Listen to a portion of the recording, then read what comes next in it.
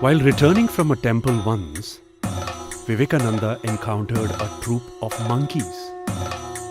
Their aggressive cries filled the air as they gave chase.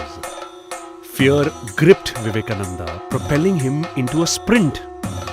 Yet, the monkeys persisted relentlessly. A sadhu sitting nearby witnessed the scene and exclaimed, "Do not run! Face the brutes!" Acting on this guidance, Vivekananda turned around and stared back at the monkeys. Astonishingly, it was their turn to be afraid, causing them to scatter away.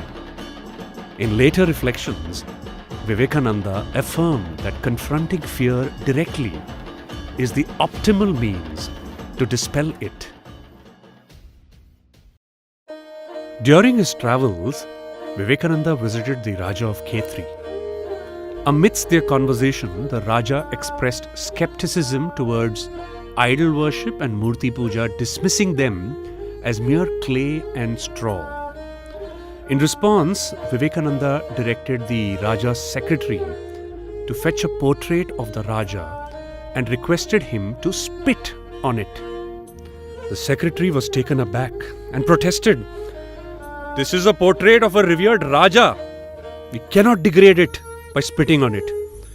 Swamiji retorted, "Why? Isn't this just a piece of paper and ink?" With a simple yet profound analogy, Vivekananda convinced his audience. Just as you view this picture of your Raja and not merely paper and ink, similarly, when we venerate idols, we perceive them as representations of the divine and not merely as clay and straw. Vivekananda's explanation was compelling. Eventually, the Maharaja became his great disciple.